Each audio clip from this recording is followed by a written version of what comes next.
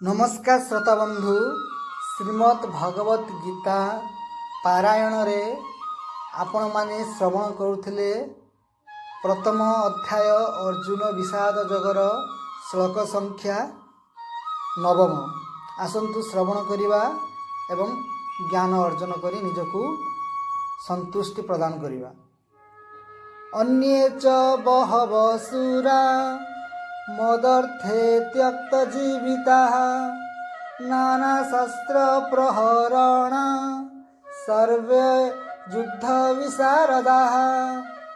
अर्थात एमानंक छड़ा मो पाई जीवनर आशा त्याग करि देइथिबा आहुरी बहु सुरवीर मध्य नाना प्रकार अस्त्र शस्त्र रे सज्जित होई उपस्थित अछंती।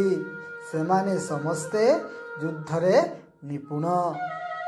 निजर महारथी मानकर प्रशंसा करिबा परे वर्तमान दुर्योधन दुई पक्षर सेना को तुलना करी निज सेना को पांडव सेना ठारू अधिक शक्तिशाली और उत्तम बोली कहउचंती। आसंतु श्रवण करिबा श्लोक संख्या 10।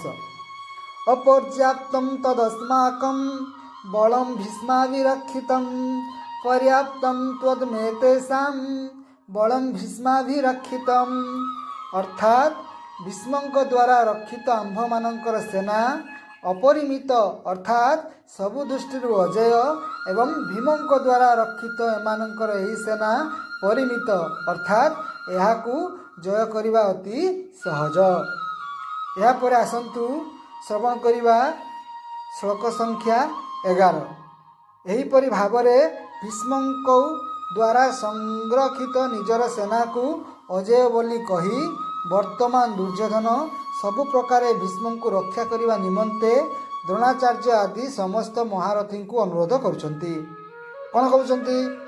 अयनेषु च सर्वेषु यथा भागमवस्थिताः भीष्ममेवाभिरक्षन्तु भवन्तः सर्व एव हि। यार अर्थ हेउची तेणु सकल व्यूह द्वारा निज निज स्थान रे रही आपण माने समस्ते निश्चित भाव भीष्म पितामह को ही सकल दिगरु रक्षा करंतु। दुर्योधन निज पक्षर महारथी मानंकु विशेषतः पितामह भीष्म को प्रशंसा करि जिबार वर्णना सुनिबा परे संजय ताहार परवर्ती घटना वर्णना करछंती। आसंतु श्रवण करिबा श्लोक संख्या 12। तस्य संजनयन हंस कुरु बुद्ध पितामह सिंहनादं विनद्योश्चै शंखं दध्मो प्रतापवान्।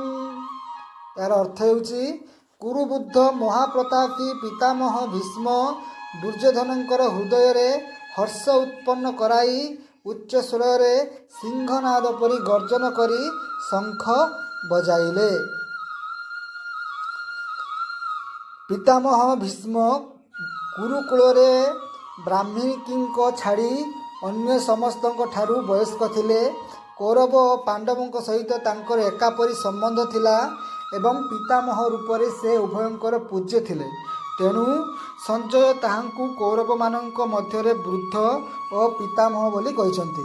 बयस रे अत्यंत वृद्ध हेले मध्य तेज बल पराक्रम वीरत्व एवं क्षमतार बछा बछा वीर युवक मानंक ठारू भी से श्रेष्ठतर थिले।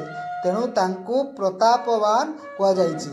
एपरी पितामह भीष्म जेतेबेले द्रोणाचार्य निकटरे ठिया होइथिबा दुर्योधन को पांडव सेना को चाहि चकित चिंतित थिबार देखिले एवं ता सहित यह भी देखिले जे निज चिंता को लुचाई से योद्धा मानकर उत्साह वर्धन पाई सेमानकु प्रशंसा करुछंती और तांकु रक्षा करिबा को द्रोणाचार्य आदि महारथी मानकु अनुरोध करुछंती।